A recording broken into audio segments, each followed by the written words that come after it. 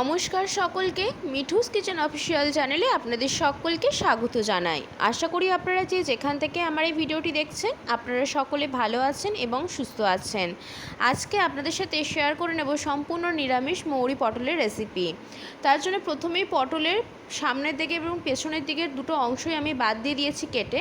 তারপরে কিছুটা খোসা রেখে কিছুটা খোসা ছাড়িয়ে নিয়ে দুই দিক থেকে কিন্তু আমি পটলটার কাট লাগিয়ে নিয়েছি, যাতে করে পটলটা যখন ভাজা হবে, যেহেতু গোটা পটল, সেই ক্ষেত্রে মশলাগুলো ভেতরে ঢোকে। একটা বড় সাইজের টমেটো, 4 থেকে 5টা কাঁচা পাকা লঙ্কা, 3 টুকরো আদা দিয়েছি এবং বড় চামচের 1 চামচ দিয়েছি মৌরি। যেহেতু বললাম মৌরি পটল বানাবো, তার জন্য মৌরির পরিমাণটা বেশি রাখতে হবে। দিয়ে স্মুথ একটা পেস্ট আমি এখানে তৈরি করে নিয়েছি।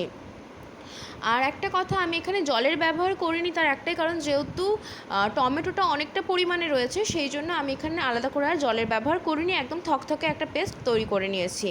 পুরো রান্নাটাই কিন্তু এখানে আমি সর্ষের তেলে করব, তার জন্য কড়াইয়ের মধ্যে বেশ খানিকটা পরিমাণ সর্ষের তেল গরম করতে বসিয়ে দিয়েছিলাম এবং পটলের মধ্যে নুন হলুদ আগে থাকতেই যেহেতু মাখিয়ে রেখেছিলাম, তার জন্য 4 থেকে 5টা পরিমাপ মতো পটল দিয়ে, যেহেতু অনেকগুলো পটল রয়েছে একসাথে ভাজবো না, বারে বারে দুইবারে আমি ভাজবো, যাতে করে পটলটা ভাজতে আমাদের সুন্দর মতো ভাজাও হয়ে যায় এবং প্রত্যেকটা পটল ভাজতে বেশি সময়ও না লাগে। সেই জন্য এখানে আমি ঢাকা দিয়ে পটলটাকে 20 মিনিটের মতো রেখেছিলাম। আবারও ঢাকা খুলে নাড়াচাড়া করে লো টু মিডিয়াম ফ্লেমে আরও 15 মিনিট রেখেছিলাম।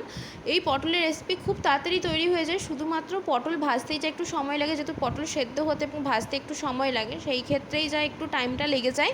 নাহলে কিন্তু খুব চটজলদি হয়েছে। এবং পটলগুলোকে আমি একদম লালচে করে করে ভেজে নিয়েছি, দেখেই বুঝতে পারছেন। পটলগুলো কিন্তু আমাদের এখানে প্রথম ব্যাচের যে পটলটা, সেটা কিন্তু ভাজা হয়ে গিয়েছে। তার জন্য এখানে আমি একটি পাত্রের মধ্যে পটলটা তুলে রেখে দিচ্ছি একটা সাইডে। তারপরের ব্যাচের পটলগুলোও কিন্তু আমি এখানে সুন্দর করে ভেজে নেব।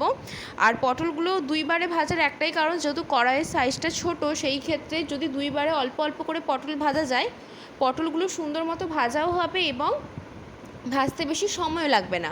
একসঙ্গে অতিরিক্ত পটল যদি দিয়ে দেওয়া হয়, তাহলে কিন্তু পটলগুলো ভাজতে অনেকটা সময় লেগে যাবে। সেই ক্ষেত্রে এখানে আমি 2 ব্যাচে করে ভেজেছি, 5টা 6টা করে ভেজে নিয়েছি প্রত্যেকটা ব্যাচে। তারপরে বাকি পটলগুলো একই পদ্ধতিতে দিয়ে দেওয়ার পরে কিন্তু এখানে আমি খানিকক্ষণ অপেক্ষা করেছি, নাড়াচাড়া করে নেওয়ার পরে ঢাকা দিয়ে 20 মিনিটের মতো। 20 মিনিট পর ঢাকা খুলে আপনাদেরকে দেখিয়ে দিচ্ছি যে একটা দিক সুন্দর মতো লালচে হয়ে ভাজা হয়ে গিয়েছে। তারপরে অপর দিকটা আবারও সুন্দর করে লালচে করে ভেজে নেব।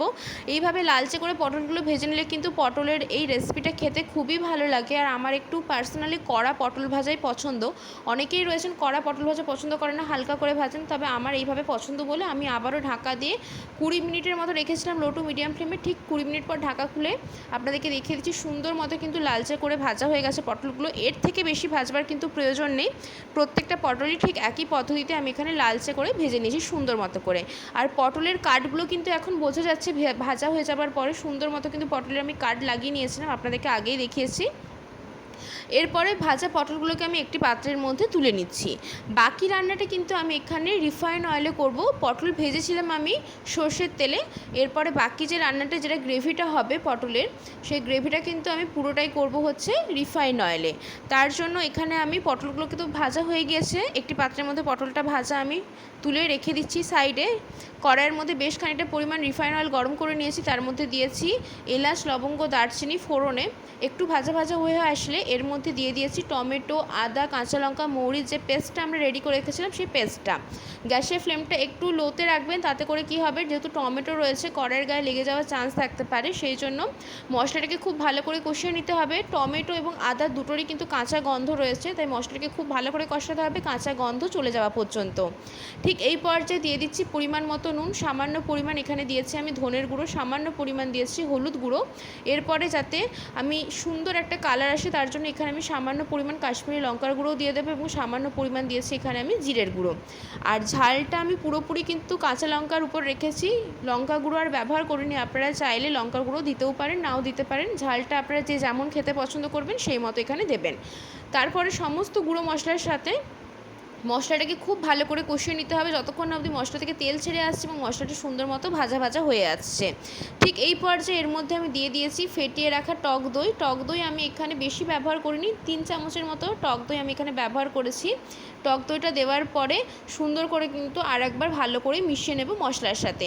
এইখানে আমি 3 চামচ যে টক দই ফেটিয়ে নিয়েছিলাম, তার মধ্যে খানিকটা পরিমাণ জল দিয়ে টক দইয়ের গাঢ়ত্বটাকে আরেকটু পাতলা করে নিয়েছি। তারপরে কিন্তু আমি টক দইটাকে ব্যবহার করেছি, মানে যাতে আমাকে পরবর্তীতে আর জল না ব্যবহার করতে হয়, সেই জন্য একদম টক দইয়ের সাথে জল মিশিয়ে আমি কিন্তু ভালো করে ফেটিয়ে নিয়েছিলাম। তারপরে দিয়ে দিয়েছি, দিয়ে খুব সুন্দর করে কিন্তু এটাকে ফুটিয়ে নেব। যখন ফুটতে শুরু করবে তখন ভেজে রাখা পটলগুলো দিয়ে দেবো। তাহলেই কিন্তু আমাদের এই মৌরি পটল একদম রেডি হয়ে যাবে। আজকের রেসিপি আপনাদের কেমন লাগলো অতি অবশ্যই করে কমেন্ট করে জানাবেন। যদি ভালো লেগে থাকে অবশ্যই করে আমার চ্যানেলটিকে সাবস্ক্রাইব করে দেবেন, লাইক শেয়ার কমেন্ট করতে ভুলবেন না। আর যদি এরকম নিত্য নতুন রেসিপি পেতে চান তাহলে অবশ্যই করে আমার চ্যানেলটিকে সাবস্ক্রাইব করে দিয়ে আমার চ্যানেলের পাশে থাকার অনুরোধ রইল। পটলগুলো দেওয়ার পরে 5 থেকে 6 মিনিট হাতে সময় নিয়ে লো টু মিডিয়াম ফ্লেমে খুব সুন্দর করে ফুটিয়ে নেব, যাতে করে গ্রেভিটা ভেতর অবধি ঢোকে পটলের। এবং নামানোর আগে এখানে আমি দিয়েছি বড় চামচের 1 চামচ গাওয়া ঘি, যাতে করে ফ্লেভারটা ভীষণ ভালো আসে। অতি অবশ্যই করে নিরামিষের দিনে বাড়িতে একবার হলেও ট্রাই করে দেখবেন এই মৌরি পটলের রেসিপি, গরম ভাতে খেতে অনবদ্য লাগে। এবং বেশ খানিকটা পরিমাণ দিয়েছি কাসুরি মেথি। তারপরে বেশ খানিকটা পরিমাণ ফুটিয়ে নিয়ে নামিয়ে নিলেই কিন্তু আমাদের এই নিরামিষ মৌরি পটল একদম রেডি হয়ে যাবে। এখন যতটা পরিমাণে গ্রেভি রয়েছে ঠান্ডা হয়ে যাবার পরে কিন্তু গ্রেভিটা অনেকটা পরিমাণে টেনে যাবে, এবং এটা এইভাবেই কিন্তু সেমি গ্রেভি টাইপ খেতেই ভালো লাগে, খুব একটা গ্রেভি ভালো লাগে না।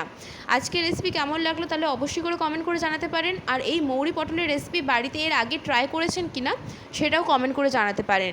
গরম রুটি, ভাত, পরোটার সাথে সব কিছুর সাথে কিন্তু এই মৌরি পটল খেতে অসাধারণ লাগে। সম্পূর্ণ নিরামিষ একটি রেসিপি আজকে আপনাদের সাথে শেয়ার করে নিয়েছি।